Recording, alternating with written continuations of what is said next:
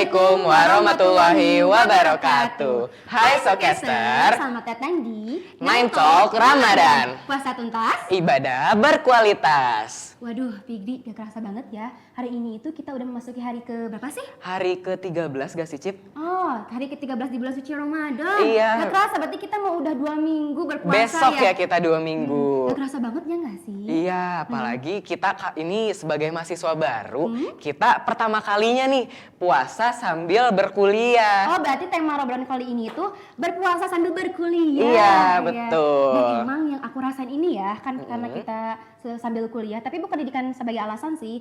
Kayak apa sih, nahan godaannya itu kayak lebih banyak. Iya, godaan buat sambil kuliah nih agak Banyak. berat ya. Iya, agak berat juga sih. Mulai dari tenggorokan kayak gerah gitu, kayak pengennya bawaannya minum gitu. Astagfirullah. Astagfirullahaladzim. Selain minum juga ada juga nih yang paling bikin aku kayak nggak bisa tahan banget. Apa itu? Kayak kalau kuping tuh suka panas gitu. Jadi Panas tiba-tiba kenapa? kayak ngedenger kayak si ini si itu tuh bawaannya pengen ikutan. Gak boleh, itu namanya gibah, tahu. Emang tahu dari mana kalau itu nggak boleh? Itu tuh namanya dosa, gak boleh itu tuh. Apalagi kita lagi berpuasa nih. Nanti puasa kita gak dapet pahala dong. Emang tahu dari mana kalau nggak dapet pahala? Tahu dari mana ya? Sebenarnya baru tahu sekelas aja sih, nggak tahu dalil-dalilnya ataupun hadis-hadisnya juga. Nah, daripada kita salah paham, mending kita Ngobrol aja Iya, sama teman kita kali ini ngobrol-ngobrol. ya. Iya, Siapa betul tahu banget. bisa menjawab pertanyaan-pertanyaan kita. Iya, kita juga sedikit-sedikit kayak ngobrol-ngobrol sharing juga ya. Bener. Nah, tunggu apa lagi? Sebentar dulu. Kalau kayak puasa gini tuh bawaannya badan tuh nggak enak gitu. Suka nggak enak badan tiba-tiba. Aku tahu kayaknya kan mungkin karena kita berpuasa nih, pasti stamina itu kayak menurun. Aku punya rekomendasi nih buat kamu untuk datang ke Rumah Herbal dan Tibu Nabawi. Letaknya itu ada di Jalan Cagak Subang, tepatnya di daerah Subang. Nah, buat kamu kalau mau tahu lebih detailnya infonya, kamu bisa datang ke sana. Boleh deh, nanti aku coba datang ke sana ya. Makasih loh sarannya BTW. Sama-sama. Nah. Nah, Socaster pasti penasaran kan dengan perbincangan kita Iya, hari ini. betul. So, tunggu apa lagi? Let's check this out.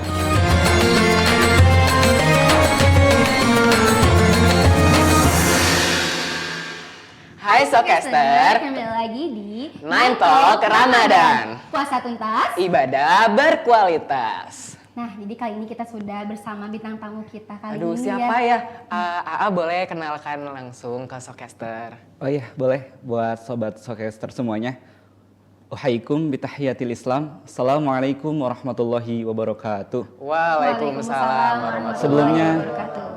Perkenalkan, nama saya Iqbal Reza. Saya sendiri merupakan mahasiswa Universitas Komputer Indonesia dari Prodi Ilmu Komunikasi Angkatan 21. Saya di sini sebagai tulabul ilmi ya, atau seorang penuntut ilmu, bukanlah ustadz. Namun saya di sini insya Allah akan memberikan sharing mungkin ya, Iya. buat sahabat Socaster semuanya mengenai ilmu yang saya dapatkan. Oh iya. Sama sekali ya. Masya Allah. Memang kita ini lagi bertanya-tanya ya Iya, dengan pertanyaan kita kayak yang memang mulai belum gibah terjawab. ya, tentang gibah, betul banget. Nah, kita langsung mulai ke pertanyaan aja kali ya. Pertanyaan dari aku nih, yang pertama ada gibah kan salah satu perbuatan dosa yang dibenci oleh Allah. Nah, itu tuh kan juga harus dihindari kan buat umat Islam, nggak cuma umat Islam, tapi kan diutamakannya di bulan Ramadan ini umat Islam ya. Nah, cara menghindari gibah itu menurut Kang Iqbal tuh gimana sih? Iya, sebelum kita gimana sih caranya ngindarin gibah? Berdasarkan ilmu yang telah saya dapatkan, apa sih yang harus kita hindari agar kita ini tidak terjerumus ke dalam gibah? Sebelum ke sana, kita harus memahami apa itu gibah sendiri. Mungkin dari akang-akangnya tahu, akang atau tetehnya tahu nggak apa itu gibah? Gibah tuh Tahu. kayak membicarakan keburukan orang lain Iya. atau kayak julid gitu ya bahasa sekarangnya. Bahasa gensinya spill the tea. Iya, spill the tea. Iya, betul. Ya betul, tadi ya seperti yang disampaikan. Jadi bahwasannya gibah itu tadi membicarakan keburukan orang lain atau menggunjing ya kalau dalam Iya, istilah kita menggunjing, itu. iya. Nah, namun disebutkan juga di dalam hadis Nabi bahwasannya gibah itu merupakan sesuatu kekurangan atau kesalahan yang ada pada diri saudara kita. Terus kita ceritain ke orang lain dan orang itu tuh nggak suka. Nah, itulah gibah. sebagaimana disabdakan tadi di dalam hadis riwayat Tirmizi. Iya. Nah, itulah ghibah. Terus tadi kembali ke pertanyaan selanjutnya sebelumnya, bahwasanya bagaimana sih caranya kita ngindarin dari dosa ghibah? Nah, ghibah ini tuh kan datang kadang tanpa kita ikut nimbrung ataupun ikut ghibah, ada aja denger ghibah aja gitu dosa. Oh, jadi Cuma ngedenger ngedenger aja itu orang gitu ghibah. langsung disebut dosa gitu Iya, ya? kita juga bisa mendapatkan dosanya. Lantas gimana dong agar kita terhindar dari dosa ghibah ini? Yang pertama, ada beberapa hal yang memang perlu kita hindari dari ghibah ini. Dalam Islam yang pertama ada berkumpul dengan orang-orang yang soleh. Nah, kenapa berkumpul dengan orang-orang yang soleh ini dapat menghindarkan kita dari ghibah? Karena orang-orang yang soleh itu disebutkan di dalam Al-Quran. Ya ayyuhalladzina amanu, bahwasanya innal ilalladzina amanu wa amilus solihati wa tawassaw bil haq wa tawassaw bis sabr. Saling menasehati di dalam kebaikan dan kesabaran. Nah, ketika kita kumpul dengan orang-orang yang soleh, insya Allah dengan begitu kita saling mengingatkan untuk tidak membicarakan keburukan orang lain. Kemudian yang kedua ada apa? Yang kedua ada yaitu menjaga lisan. Iya. Nah, dengan menjaga lisan ini, insya Allah kita akan terhindar dari dosa ghibah. Namun terkadang kan kita udah susah payah nih jaga lisan. Ada aja gitu teman kita yang ember ngomongin Iya, betul kejelekan banget. orang lain. Agak memancing sebenarnya. Iya, ya. bawaannya pengen ikut terus Iya, gitu. betul. Jadi bibir kita tuh geli gimana gitu ya, kalau nggak ikut nimbrung tuh. Nah, makanya dari itu kita selain menjaga lisan, mengingatkan orang tersebut agar tidak membicarakan keburukan orang lain. Tapi kalau misalnya aku nih mencoba gitu ya, tapi temen aku teh, lah lo sesuci banget nih, suka dibilang gitu. Oh iya, namanya juga manusia kan, bahwasannya wala tuzakku, bahwasannya kita juga sebagai manusia jangan merasa diri paling suci dan boleh.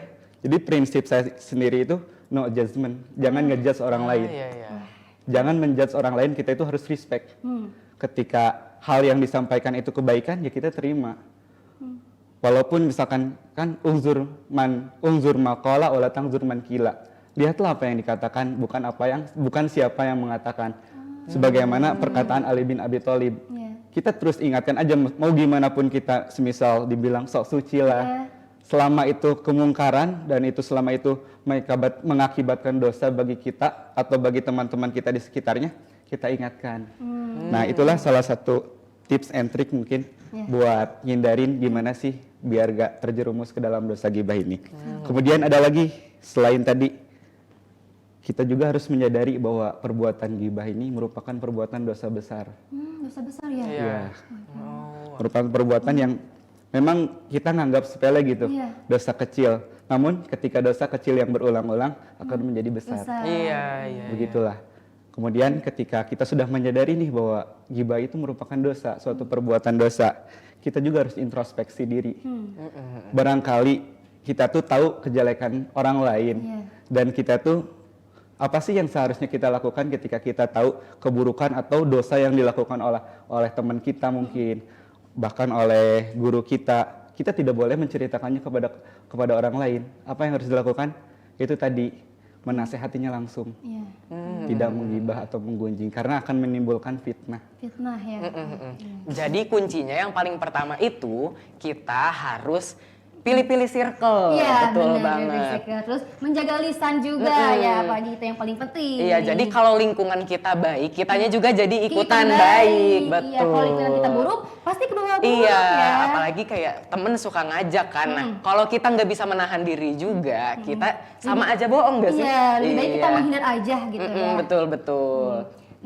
Aku juga ada pertanyaan nih buat Kang Iqbal. Kan aku pernah dengar bahwa ternyata ada gibah yang diperbolehkan. Emang itu benar ya? Bukannya gibah itu dosa besar nih. Tapi aku juga mendengar ternyata ada gibah yang diperbolehkan gitu. Iya, sebagaimana ada ya seorang ulama bahwasanya ada 6 gibah yang diperbolehkan. Jadi gibah itu boleh loh, tapi dalam kondisi atau saat-saat tertentu. Yang pertama itu ada pada saat orang yang mengadu karena dizolimi.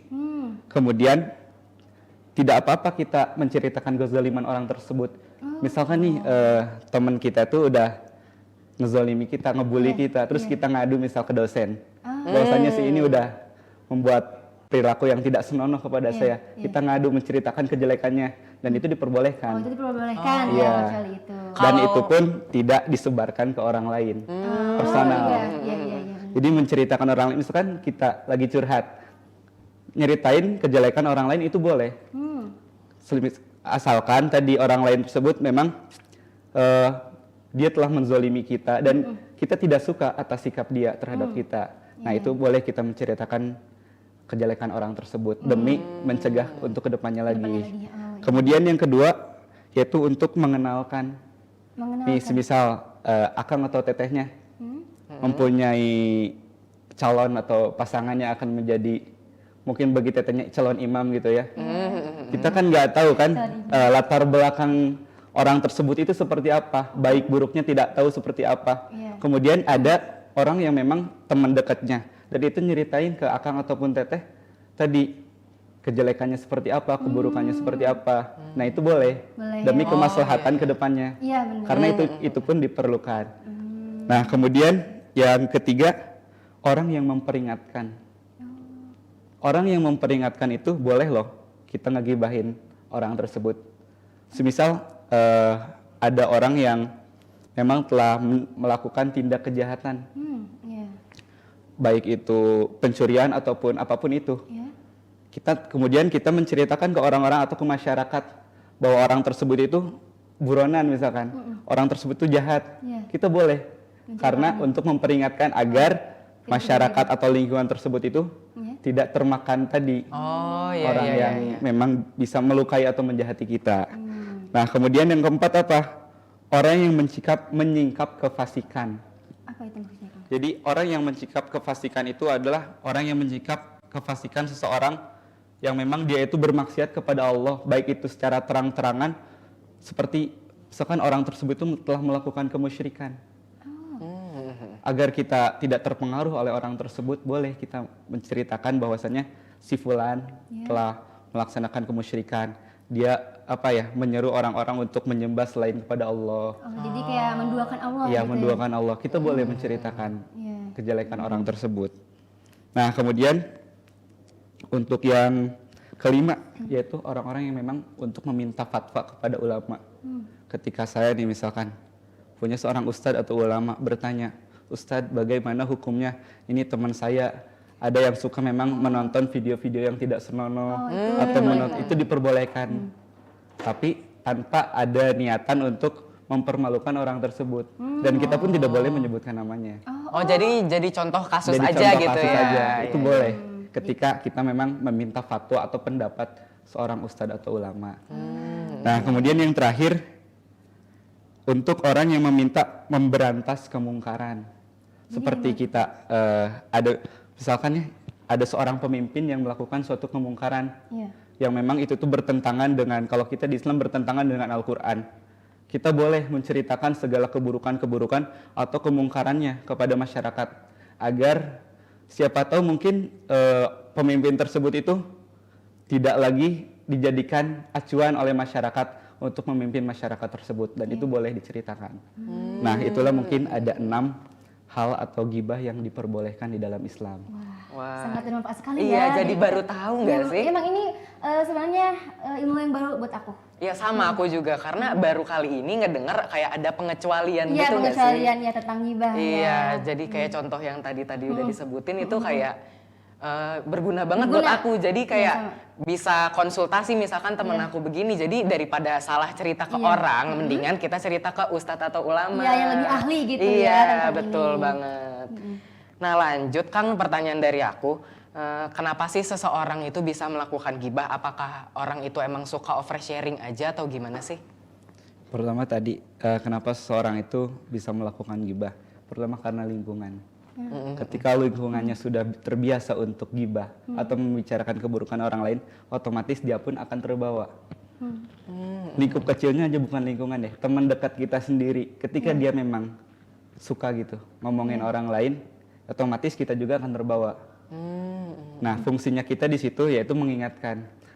Dan biasanya gibah itu memang tadi dari oversharing kan. Iya. Dari Iya. obrolan-obrolan yang awalnya tuh rasanya kan kalau nggak gibah tuh kurang gimana gitu. Apalagi gitu ya. apalagi kalau kumpul gitu ya. Kalau nggak ngomongin orang kayak nggak seru ya. Iya betul, kayak bumbu-bumbunya tuh kurang gitu. Kalau misal kita mungkin lagi masak Indomie gitu ya, tanpa ada cengek ataupun apapun itu kayak kurang gurih gitu. Kurang Kurang mantap gitu ya.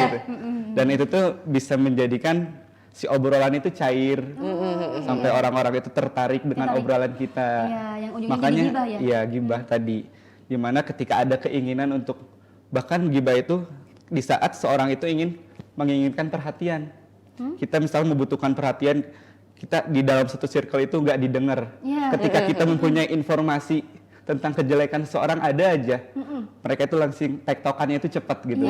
Betul banget. Nah itulah kenapa gibah ini terjadi. Kemudian yang ketiga, bahwasanya kalau gibah ini terjadi itu ya tadi karena pertama kan tidak menjaga lisan, tidak atau apa ya tadi tuh yang pertama tuh ya tadi circle kita itu tidak mendukung kita agar tidak menggibah. Terus kemudian dari dirinya kita sendiri. Kemudian yang ketiga tadi lisan kita ini kan terutama kan yang suka gibah tuh bisa diibaratkan kebanyakan cewek-cewek, tapi tidak menutup kemungkinan cowok pun pasti ikut nimbrung.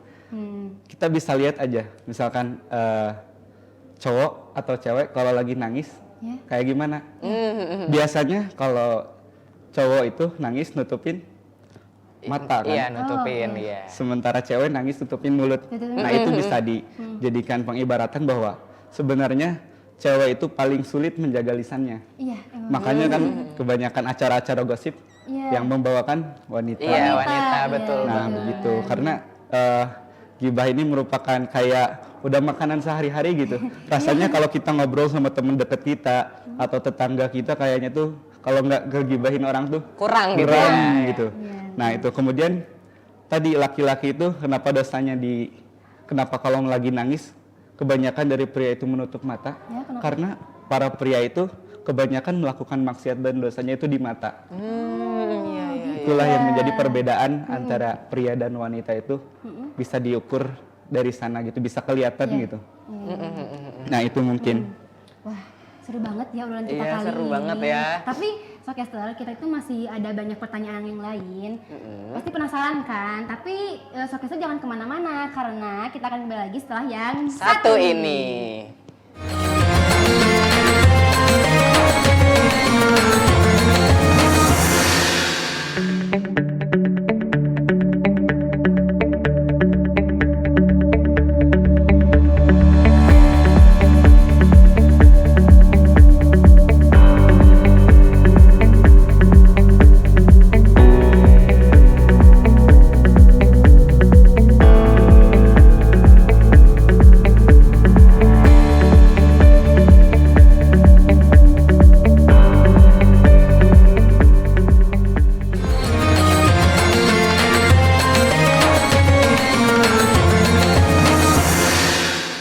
Showcaster, kembali lagi di Nine Talk Ramadan. Puasa tuntas, Ibadah berkualitas. Nah, pasti Showcaster penasaran kan dengan pertanyaan yang selanjutnya gitu. Betul. Ini itu sebenarnya pertanyaannya emang aku pengen tahu jawabannya. Emang aku sangat penasaran. Ini berarti pertanyaannya personally banget ya. Iya, memang. Jadi gini, Kang.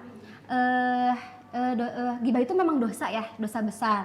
Bisa gak sih kita cara menebus dosa gibah itu? Bagaimana caranya gitu kan? Memang aku juga manusia yang biasa aja gitu, yang pasti pernah melakukan gibah. Nah, aku itu pengen gimana caranya agar dosa-dosa gibah aku ini terhapus gitu. Oh iya. Jadi inti dari pertanyaannya itu yaitu bagaimana sih caranya menebus dosa gibah? Iya. Jadi ketika kita melakukan segala bentuk perbuatan dosa apapun di dalam Islam, segala bentuk itu maupun itu dosa kecil maupun itu dosa besar, pintu ampunan dari Allah itu sangat begitu luas. Masya Allah. Karena innallaha ghafurur rahim, sungguhnya Allah ini Maha Pengampun lagi Maha Penyayang. Bukan hanya dosa-dosa gibah aja, maupun itu dosa membunuh, dosa apapun itu, selama dia masih hidup masih bisa diampuni. Nah, gimana sih caranya nebus dosa gibah ini? Yang pertama adalah beristighfar Beristighfar ya. untuk diri kita sendiri dan untuk orang yang kita gibahin. Bahkan. Oh, jadi istighfarnya itu nggak ke diri kita sendiri sebagai pengampun dosa, jadi kita harus istighfar kepada orang tersebut juga ya? Ya kan di dalam Islam ketika kita meminta ampunan, Allahumma gfirli, ya Allah ampunilah dosa-dosaku, ampunilah aku. Namun ditambahkan kalimatnya, Allahumma gfirli walahu, ya Allah ampunilah aku dan ampunilah dia. Kemudian Allahumma, kalau semisal yang ngelakuin dosa gibahnya bareng-bareng banyak kan, Allahumma gfir lana, ya Allah ampunilah dosa-dosa kami.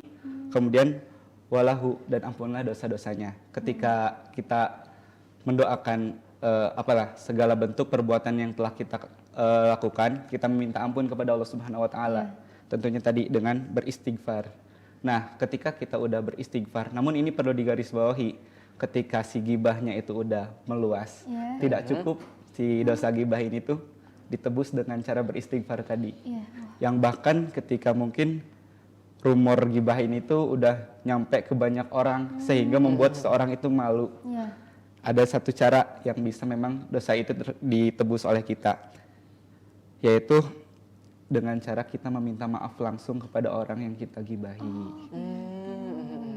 Nah, itulah makanya kenapa bahwa gibah ini jangan dianggap sepele. Karena kalau kita udah ngegibah, kalau semisal perbuatan itu benar, itu namanya gibah.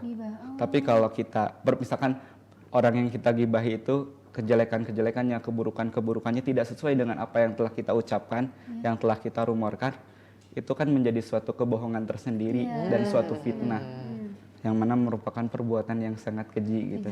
Masa kita ingin melukai atau menyakiti saudara kita sesama muslim itu sendiri.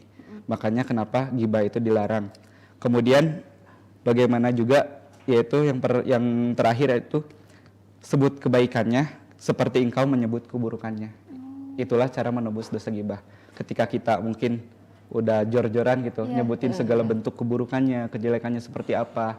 Ketika kita sudah tahu nih, bahwa kita tuh salah gitu ngomongin kejelekannya, kita coba sebutin kebaikannya. Karena seseorang itu kan akan terlupakan gitu. Segala bentuk 1000 kebaikan seseorang itu akan terlupakan hanya dengan satu kesalahan.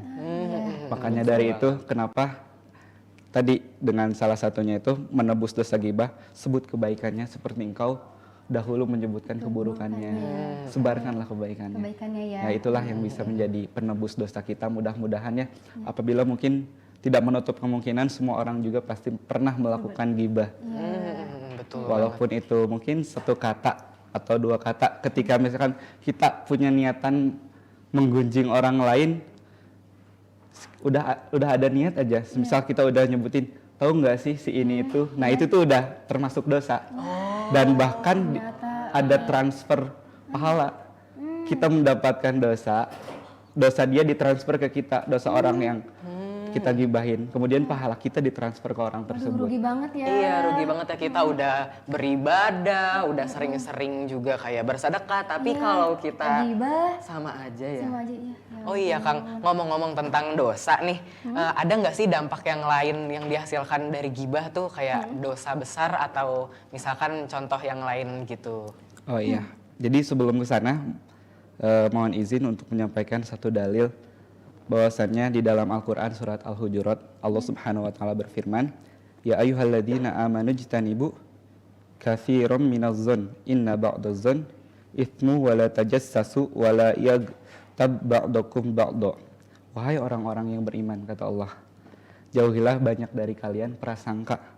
Sesungguhnya sebagian prasangka itu dosa, dan janganlah kamu mencari-cari kesalahan orang lain, dan janganlah ada di antara kamu yang menggunjing sebagian yang lain. Nah, kemudian lanjutannya apa? Apakah ada di antara kamu yang suka memakan daging saudaranya sendiri yang sudah mati? Tentu kamu akan merasa jijik. Nah, jadi disebutkan di situ bahwasannya orang yang menggibah itu seperti orang yang makan daging saudaranya. Tadi disebutkan bahwasannya makan daging saudaranya sendiri yang udah mati, atau disebutnya mungkin bangkai saudaranya sendiri. Nah, itulah yang mengakibatkan dosa gibah ini menjadi dosa yang memang harus perlu diwaspadai. Kemudian selain tadi kan, selain gibah itu dosa, orang yang terbiasa gibah saat tidurnya itu biasanya hatinya itu gak akan tentram. Dia tuh nggak akan tenang kalau gak ngegibahin orang. Iya. Dia tuh nggak akan tenang maupun di dunia maupun di akhiratnya nanti. Karena begitu jelas kan di dunia orang yang suka gibah itu kan tak akan pernah tenang, penuh was-was, gelisah. Orang-orangnya itu seperti apa ya? Bisa dibilang kan kebanyakan orang-orang toksik itu kayak gitu. Kalau gak ada bahan obrolan lain apa selain kebaikan, masa kita harus ngobrolin kejelekan orang lain itu sendiri. Nah, pelakunya itu kan tadi disebutkan, diibaratkan seperti memakai bangkai saudaranya. Nah, itu yang pertama. Kedua, bahwasannya gibah ini merupakan salah satu bentuk kezoliman. Nah, kezoliman kepada orang lain. Kemudian yang ketiga, bahwasannya pelaku gibah ini menjadi orang yang muflis atau merugi. Seperti yang tadi disebutkan, bahwasannya kita ada transfer pahala. Kita capek-capek puasa seharian, kita capek-capek nahan dahaga, nahan haus. Tahu-taunya ngomongin orang lain, rugi dong. Masa pahala kita yang udah kita berjuang mati-matian untuk mendapatkannya ditransfer ke orang itu. Meskipun benar orang itu tuh jelek, atau meskipun benar orang itu tuh buruk di mata kita, tapi kan belum tentu di mata Allah dia itu buruk. Nah, kemudian yang terakhir, bahwasanya tadi kan gibah itu merupakan suatu kezaliman yang tanpa kita sadari maupun kita sadari, yang sehari-harinya itu udah menjadi makanan gitu kan.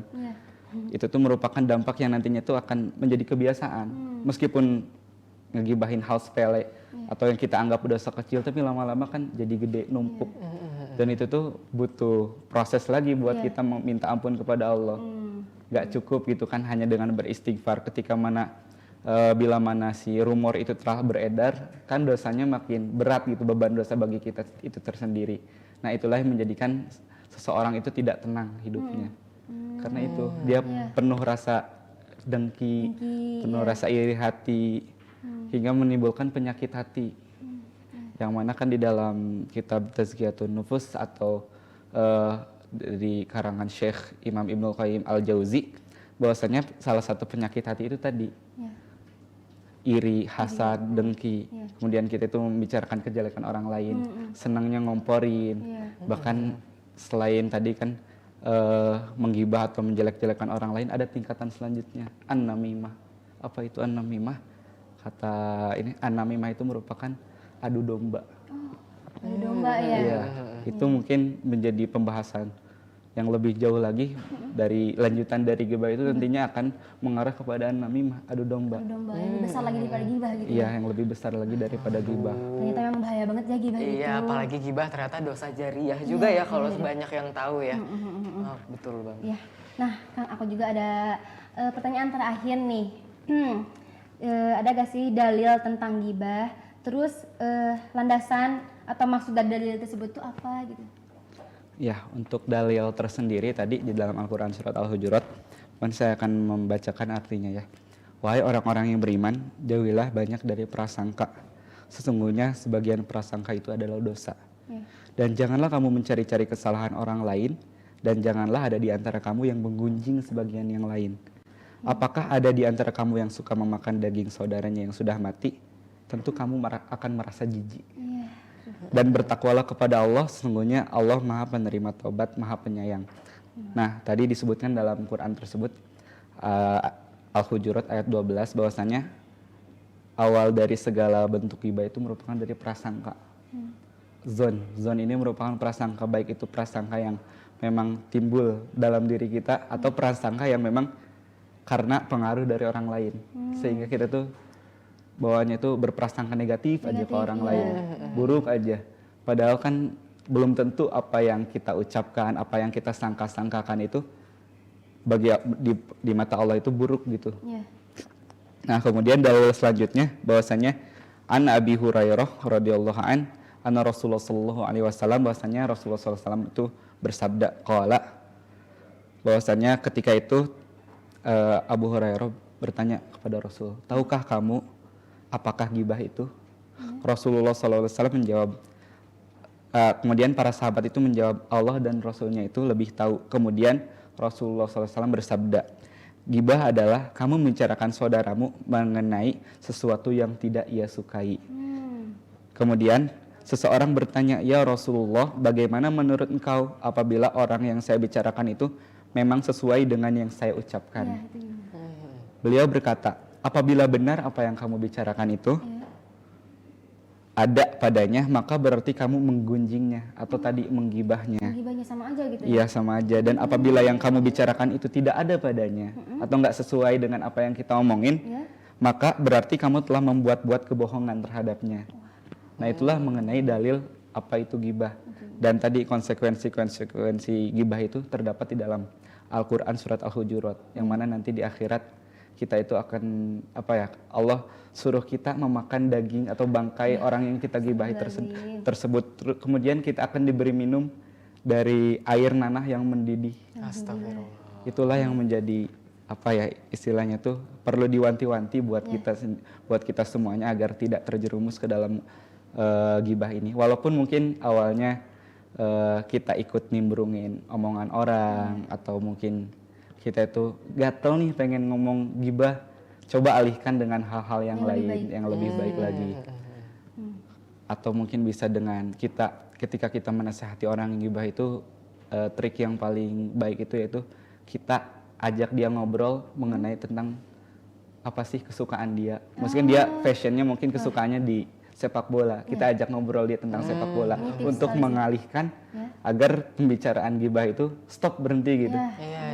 Tanpa kita harus misalkan mungkin kalau kita nasihatin takutnya menyakiti ataupun apapun itu, dan itu lebih baik. Menasehati itu lebih baik daripada kita menyindir. Menasehati secara langsung, personal tapi ya. Daripada kita menyindir orangnya tersebut. Misalkan ada orang melakukan kesalahan, kemudian kita sindir. Nah, itu tuh menjadi bahkan mungkin niat kita itu menyindir itu agar orang tersebut tidak tersakiti. Padahal itu lebih sakit banget loh. Makanya dari itu kenapa tips and triknya itu kita sering nasehatin dari dalam kebaikan. Wa tawassaw bil haq wa tawassaw bil sabr, dan di dalam kesabaran. Dan kesabaran. Nah, mungkin ya. itu. Obrolan kali ini emang seru banget ya nggak sih? Iya. Kita mendapatkan pelajaran baru. Kita juga dapat ilmu baru kayak tadi ada pengecualian dalam gibah. gibah. Terus ya kita juga dapat tips and trick agar terhindar dari gibah juga ya. Betul banget. Oke lah, pemirsa Showcaster jangan bersedih juga ya, karena kita itu bakal kembali lagi di minggu yang akan datang. Iya, betul banget. Dengan topik yang pastinya nggak kalah seru. Iya. Aduh, kayaknya obrolan kita ini seru ya, Kak. Iya, seru banget ya Terima kayaknya. kasih sudah menyempatkan waktunya untuk datang ke program kami. Makasih banyak Kang ya. Sama-sama. Sama kembali. Oke deh kalau gitu, pemirsa Showcaster, sampai bertemu di minggu yang akan datang di Mind Talk Ramadan. Puasa tuntas. Ibadah berkualitas. Wassalamualaikum warahmatullahi wabarakatuh.